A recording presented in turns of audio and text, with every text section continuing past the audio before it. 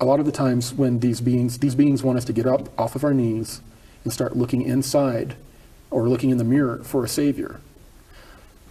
I mean, if a being was to appear here right now, our first instinct from being programmed would to hand over our sovereignty or to be in awe.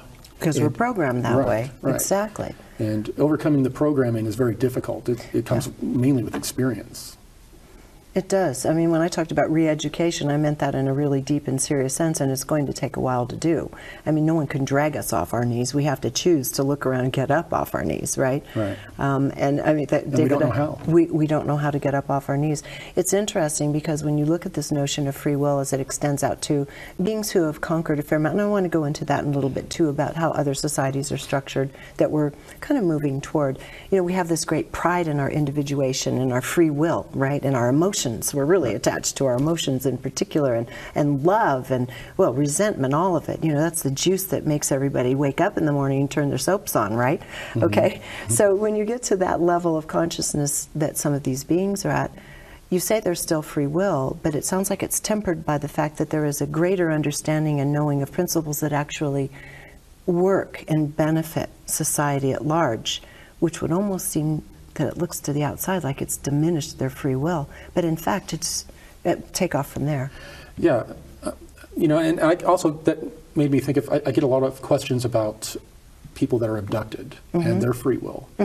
And, you know, there are a lot of different groups that are abducting for different reasons. Yes. And many of them, and I stated earlier that these beings see themselves as they're a part of this grand experiment, not just conducting it. So some of these beings will incarnate as humans and authorize their group to abduct them and to do these tests and stuff. That's what I've always felt. Yeah. That it may not be with our conscious understanding. So of course there's fear because it seems like a surprise, but on another level it's been agreed to. Yes. So that is true. Yes, on some level it's either agreed to or we've handed away our sovereignty. Okay, well that's more the downside of it, but yeah. So, okay, as they see us, how the Blue Avians see us now? Ultimately, we're an obstacle for them progressing. Okay. So, anything more nuanced they don't treat us as though, or talk to us as though we're children that they can't control. But there is a bit of a, when they're talking to us, there is a little bit of, not really talking down, but I guess they have an understanding that they're trying to get us, you know, it's like trying to explain death to my 5-year-old boy. Yes. You know, he's asking all these, you know, if I die, will I come back home and play with my toys? And, you know, they're trying to explain these concepts to us, and we just don't have any base of reference. Mm-hmm. Among all of these different types of beings that you've encountered, which group would you say, if there even is one, would you call humanity's greatest advocate for allowing us to take the blinders off, get rid of the obstacles, and let us progress on our own, which wouldn't take long. Right, and we have cosmic cousins that are rooting for us, that are here, trying to help us. Talk about them. Yes, I spoke recently about Mika, one of these beings that I met, that said that they were 94% the same as us genetically, and we're cosmic cousins. They've already gone through the process that we're going through right now. They suffered from being controlled by a negative group, their planet, for a long time, and it was fairly recently that they had gained their freedom, and they're going through a renaissance of consciousness. And it's self-generated, I assume. Yes. Did they tell you any more about that? What does that society look like, to give us a glimpse of what we may be looking like? I do know that in the future, if we will agree to it, they want to come and help us. After we've gotten rid of this control system, there are a number of cosmic cousins out there that are ready to come in and assist their family. They do know that once we, I guess, kick out the lizards out of the solar system, that we'll probably be a little leery about interacting with other non-terrestrials for a while. Well, I think the more they look like us, that's more helpful because there's less fear. And they do. I mean, they look very much like us. That's what George Adamski said all those years ago in his visitations. He said a high percentage of the different species out there are humanoid. Yeah. So what is it about the humanoid form or mechanism that seems to be the preferred vehicle for incarnation? Well, it seems like that each galaxy is putting out a pulse of intelligent energy. And all of the templates, of the beings that will develop in that galaxy fall under that template.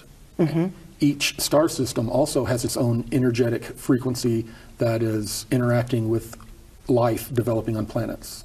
And we are a reflection of these divine principles, golden ratio, all aspects of our being. We're proportioned for very high degrees of function and spiritual growth, not just growth, but resonance with the universe, as I understand it.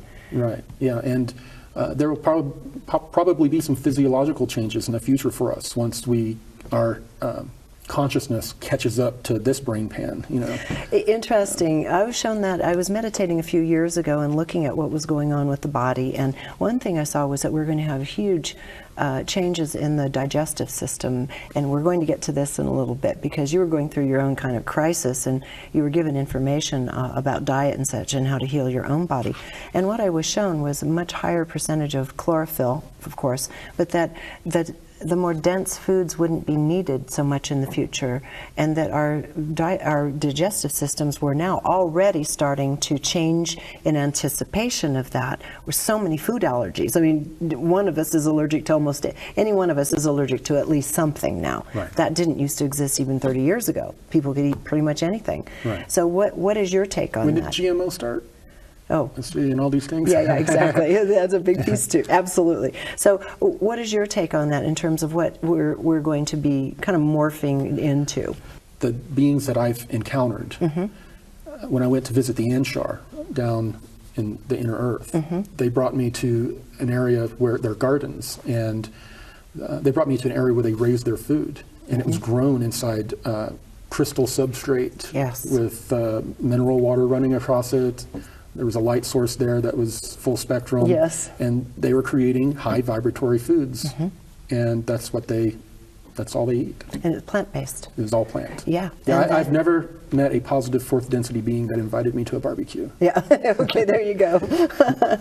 Don't pass the barbecue sauce. That same thing in Atlantean times, in the collective vision of what it was like then, and when I've gone back into other times and other lifetimes, I was working in agriculture there at one time, and I was just looking at it. It seemed natural because you're there at the time, but coming back from it, very similar type of growth. Again, with crystal substrate, with a light source that could grow on the dark side of the mountains that was full spectrum, and just abundant, beautiful produce, as so as everything had been, not just, it wasn't provided, we had technology to create whatever it was we needed. And again, it was very similar to what you talked about. Super dense nutrients, long lifespans. One of those lives, I was roughly in my mid-200s, and I looked like I'd be maybe 32 now. What do they say about this, too, in terms of how we live in the future, lifespans? I mean, that brings a lot of implications with it. There's going to be a transition period to where, we're so reliant on technology. Right. That in the beginning, as we're transcending to being more of a fourth density being, we're transitional right now, we're third, fourth. These technologies will not be needed to extend life. Yes, totally. Right now we have technologies to, reverse aging. Right. That was used on me. So there are a lot of, technologies that we'll wean ourselves off of. There'll still be technology, but it'll be more consciousness-based. Yes. I don't really want to go there, but maybe for 30 seconds, how does this interface with the whole transhuman movement? Well, yes, that's one of the ways people are trying to ascend. Yeah, exactly. Is through technological means. And this is something that has happened across the galaxy, and it's a disturbing thing. And what's the warning sign, and what are they showing us if we continue down that road? Well, we'll repeat what countless other planets have done. We'll go further into artificial intelligence. Yep. We'll hand our sovereignty over to artificial intelligence. Artificial intelligence will take a pragmatic look at the Earth and say, these, just like of a movie that you could probably see in your head right now, humans are a virus. They would see us as a threat to the status quo and then remove us. Right. And this has happened? It has happened countless times. So I consider this to be